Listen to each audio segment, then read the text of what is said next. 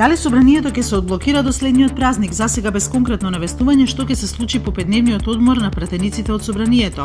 Од СДСМ велат дека многу брзо парламентарното мнозинство ќе преземе одговорноста и за избор на председател и за нова влада, додека ВМРО-ДПМН останува на барањето за нови парламентарни избори.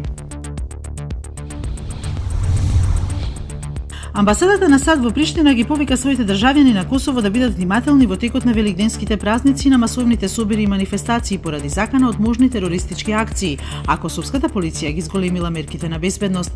Во повикот се истакнува дека терористите во регионот уште од претходно планирале да нападнат чувствителни цели, вклучувајќи цркви, јавни простори, спортски терени и јавни собири. Заменик министерот за надворешни работи на Северна Кореја изјави денеска дека американскиот председател Доналд Трамп прави проблеми меѓу двете држави, а не Пјонгјанг. Тој нагласи дека ако САД почнат воени маневри, Северна Кореја ќе одговори со превентивен удар. Меѓународните експерти предупредуваат дека Пјонгјанг се подготвува утре да изврши нуклеарна проба или да лансира балистичка ракета, на што САД рекоа дека размислуваат да одговорат.